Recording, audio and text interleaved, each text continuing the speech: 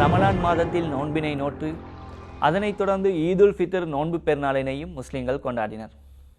ஆம், முஸ்லிம்களது இந்த வணக்க வழிபாட்டு முறையினையும் பெருநாளினையும் நேர்களாகிய நீங்களும் அறிந்து கொள்வது நல்லது. அடுத்து அது குறித்த ஒரு பார்வை.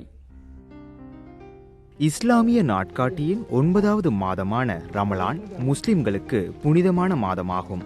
ரமலான் தலைப்பிறையுடன் தமது 4வது சன்மார்க்க கடமையான நோன்பினை தினமும் சூரிய உதயம் முதல் அஸ்தமனம் வரை முஸ்லிம்கள் கடைபிடிக்கின்றனர். இந்த காலப்பகுதியில் தமது வளமையான உணவு மற்றும் இன்னும் பல அன்றாட தேவைகளை நிறைவேற்றுவதிலிருந்தும் இம்மக்கள் தவிர்த்து கொள்கின்றனர். අර්ථය තමයි මුස්ලිම් ජනතාව රමලාන් මාසය උපවාසය කිරීමේ ඒගොල්ල නිකන් පුහුණුවක් වීමක් විතරක් නෙවෙයි, ඒගොල්ලන්ගේ ජීවිතයේ යථාර්ථයෙන් සෑමදාම මේක පිළිපදින්න ඕනේ. කියන්නේ උපවාසය කියන්නේ බඩගින්නෙන් වතුර නොබී නොකා නොබී ඉන්නවා විතරක් නෙවෙයි.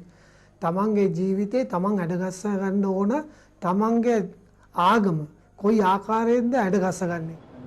முஸ்லிம்களது வேத நூலான குர்ஆன் இறங்கப்பட்ட மாதமாக முஸ்லிம்களால் நம்பப்படுகின்ற ரமலானில் அந்த வேதத்தின் பிரகாரம் தமது வாழ்க்கையை அமைத்துக் கொள்வதற்கான ஆன்மீக லௌகீக பயிற்சிகளை நோன்பினூடாக முஸ்லிம்கள் அடைந்து கொள்கின்றனர். இறைவனிடம் தமது பிரார்த்தனைகள் அங்கீகரிக்கப்படுகின்ற சிறப்பான காலப்பகுதியாக முஸ்லிம்கள் இதனை கருதுவதனால் இந்த காலப்பகுதியில் பல்வேறு இரவு நேர வணக்கங்களையும் தான தர்மங்களையும் இம்மக்கள் அதிகமாக செய்வதை நாம் காணக்கூடியதாக இருக்கின்றது. அதே நேரம் பொறுமை, சகிப்புத்தன்மை மற்றும் சகோதரத்துவம் போன்ற பண்புகளையும் பலப்படுத்திக் கொள்ள இது இவர்களுக்கு துணை புரிகின்றது. ஏனைய சவர்களோடும் நாங்கள் எத்தகைய பிரச்சனைக்கு நாங்கள் போக மாட்டோம். எமது அத்தனை செயல்பாடுகளும் அனைவருக்கும் முன்மாதிரியானதாக, பயன்மிக்கனதாக, பிரயோசனமானதாக நாங்கள் மாற்றுவோம். இத்தகைய ஒரு சூழலிலே இஸ்லாம் வலியுறுத்திருக்கிறது. இத்தகைய ஒரு சூழலே, ஒரு அமைதியான சூழலே, ஆன்மீக சூழலே සමානත්වය වලියුරුතිருக்கிறது. නෝම්බි කියන දේ අපි නිකන් වතුර බොන්න නැතුව කන්න නැතුව ඉන්න එක විතරක් නෙමෙයි. අපේ එකමුතුකමකුත් මෙතන ඇති වෙනවා. ඒ කියන්නේ අපේ මේ අල්ලපු ගෙවල් වල ඉන්නේ සිංහලයන්. ඉතින් ඒගොල්ලන් අපිට උදව් වෙනවා. දැන් අද ඒගොල්ලන්ුත් ඇවිල්ලා අපිත් එක්ක මේ නෝම්බි අරින වෙලාවේ ඒගොල්ලන්ුත් ඇවිල්ලා අපිත් එක්ක සහභාගී වෙනවා.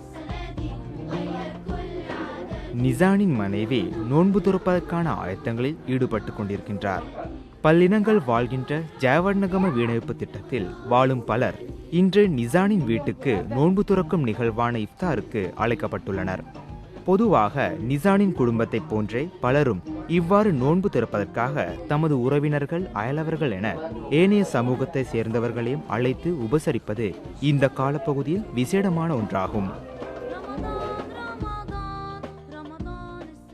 අපි හැම අවුරුද්දේම වගේ අපේ නෑදෑයෝ අසල්වැසියෝ හැමෝම ගෙන්නල්ලා ගෙදර මේ සුහද හමුවීමක් වගේම මේ කියන්නේ උපවාසය අත්හරින වෙලාවක් එක්කම අපි හැමෝම එකට එකමුතුව ඉන්න අවස්ථාවක් තමයි මේ. මම ඉතින් හැමදේකම මේගොල්ලන්ගේ උත්සාහයට උදව් වෙනවා. අපි අවුරුදු 20ක් තිස්සේ ඉඳලා තමයි මම මේගොල්ලන් ආශ්‍රය කරන්නේ. අපි හැමෝම සුහදව තමයි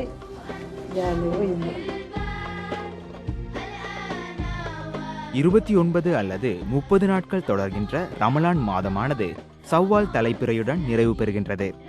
சவ்வால் மாதத்தின் முதல் நாளினையே ஈதுல் ஃபித்ர் பெருநாளாக முஸ்லிம்கள் கொண்டாடுகின்றார்கள். நோன்பில் பெற்ற பயிற்சிகளுடன் தமது வாழ்வை முகம் கொடுக்க தயாராகின்றனர்.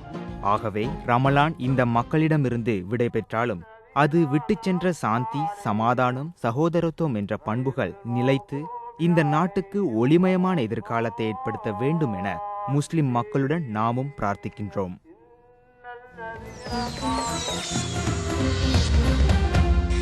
யுத்தம் தோற்றுவிக்கின்ற பயங்கரமான சூழலில் எம்மால் அழிவுகளை மாத்திரமே காணக்கூடியதாக உள்ளது.